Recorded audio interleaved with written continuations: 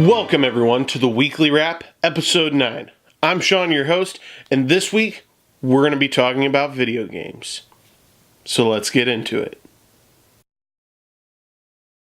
So before we talk about any news, I want to let you know all the links to what we're going to talk about, as always, are down in the description below. So if you want to know anything more about anything we're about to talk about, make sure to check the description down below. Alright everyone, so before we get into our video game news, because we have a lot to cover there, a big deal just came out of Hollywood. Disney bought Fox. It happened. It wasn't just rumor and speculation.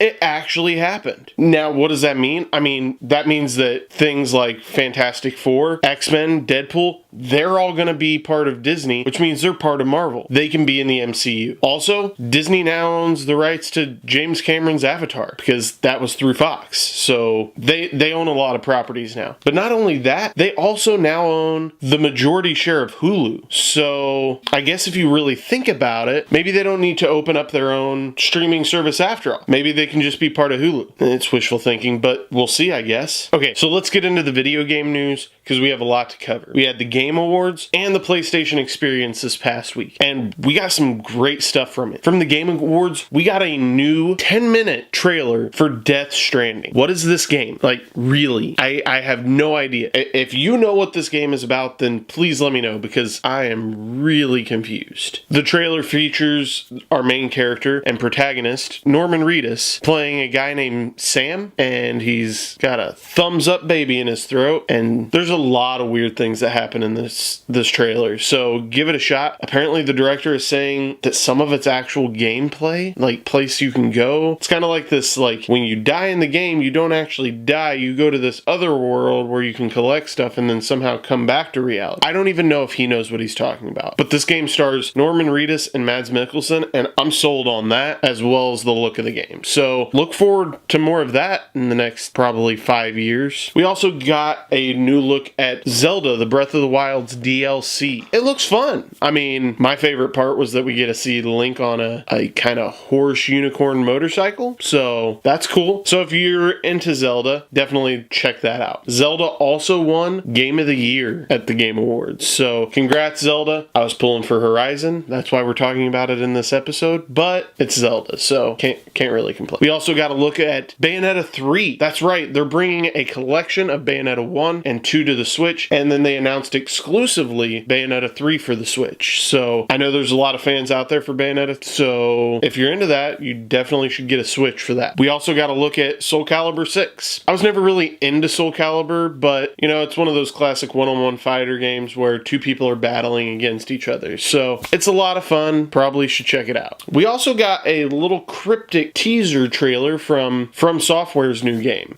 We don't really see much. Here's the image.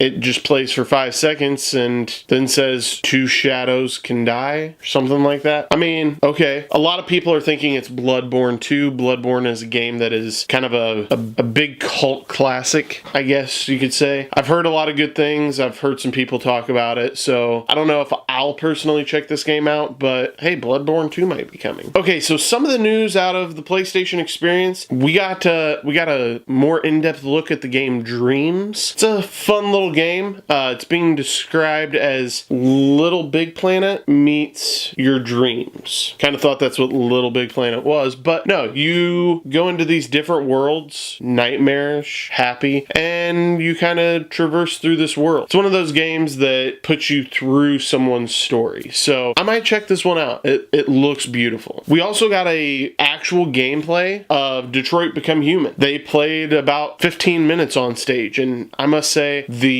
actions and the thought process you have to have for that game is going to be intense. Every decision you make will alter the chance of you saving someone's life or changing the outcome of possibly the entire game. They also kind of let it slip. I don't know if they were supposed to, but spring 2018 release, this might be one of my next titles I pick up. I like the idea of choices in games and it never being the same. Every game, every replay being completely different. I also think it'd be fun to play with a group of people, letting them make the choices for the character. So definitely should check out Detroit Become Human. But the biggest thing that came out of the PlayStation experience, personally, I don't know anything about this game, but apparently it's pretty big. It is a remake of MediEvil. It looks like a cool game, but it is getting the Crash Bandicoot treatment. It is getting fully remastered and remade for PS4. So I guess we'll probably hear more about that at E3 this next year. So look forward to that. Also taking place this weekend is Jump Festa. We'll probably talk about that in our news for next week's episode, but I must say I'm really hoping some more Kingdom Hearts 3 info comes out. I'm kind of a fan.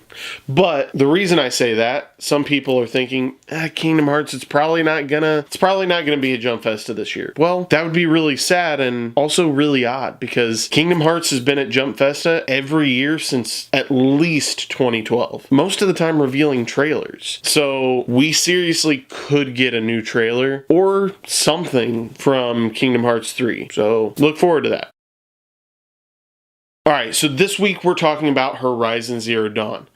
So, to give you a little bit of backstory in case you don't know about this game, the setting is a futuristic world with primitive tribes and machines that rule the world as animals. Throughout the game, we actually discovered the map that we are in is actually around Denver, Colorado, near Utah. But it's in the 31st century. Our main character is Aloy, and I must say, you automatically get sucked into Aloy as a character. You find out about her as a baby at the beginning, play a little bit of her childhood, all the way up to when she's 19. You get sucked in. You understand her motivations, her reasoning. You feel what she feels. An incredible character in an incredible world in an incredible environment. But let's talk about some of the reviews. These reviews are coming from IGN, so let's take a look. Across a vast and beautiful open world, Horizon Zero Dawn juggles many moving parts with polish and finesse. In main activity, combat is extremely satisfying. Thanks to the varied design and behaviors of machine creatures that roam its lands, each of which needs to be taken down with careful consideration. Though side questing could have been more imaginative, its missions are compelling, thanks to a central mystery that led me down a deep rabbit hole to a genuinely surprising and moving conclusion. 100%, like, that's how I felt about the game. The side quests, they were okay, but it all connected back to the main story, which I appreciated. And that story was so compelling that, honestly, I lost myself many times. I would just keep playing and forget that I'm even playing a game. It's like watching an in-depth movie. It's fantastic. But let's look at the IGN review for the DLC for Frozen Wild. It can't be as good, right? Horizon Zero Dawn: The Frozen Wilds is an excellent addition to an amazing game. Developer Guerrilla has doubled down on the thrill of the hunt with more challenging machines and testing side quests that are added to the original map through an intriguing new storyline that delves into the mystical side of the post-apocalyptic world. It left me wanting to start a brand new game just to wander around the world marveling at it. Yeah, the game is beautiful. I mean, take a look at this shot. This was me starting Horizon Zero Dawn: The Frozen Wilds. Like, look at that. Yes, I'm posing in the snow. There's a beautiful aurora above, but that's the beginning of the game. This other shot, this is me maybe 5 hours into the original game when it released last summer. Like, this game is beautiful. Sometimes you just want to climb the highest mountain just to look out at the world. The story is so amazing. And like they said, the side quests in this game, way better than the side quests in the original content. They made you more involved. They added people to kind of keep the story going. I think they really heard the fans. And the fact that they started this DLC immediately after the game's release, like, they made this DLC in 9 months. So please, like, let's have the next game in like 3-4 years, but incredible game. I wouldn't trade a second of it for anything. So for Horizon Zero Dawn and its DLC, The Frozen Wilds, I'm giving them both a solid 9 out of 10 because they play like one game. That is the beauty of The Frozen Wilds. You can buy it right from the get-go and it feels like it's connected. I don't necessarily feel like it was just there for a money grab. I don't think it was necessary for the game. I think it was a fun addition, but you can play the game from the beginning and already explore that when you download it. So both of them together, solid 9 out of 10. Separately, still 9 out of 10. It's an incredible game. Okay, so if you have played Horizon Zero Dawn and or its DLC, please let me know what you thought in the comments section down below. I'd love to hear from you. I want to know if I'm the only one who is upset it didn't win Game of the Year. I want to know what you think of the gameplay and what you hope for the sequel. And if you're seeing Star Wars, like I said, please let me know down below. Let me know what you thought. It's going to be epic. You can also let me know over on our Twitter, which is down in the description below. All right,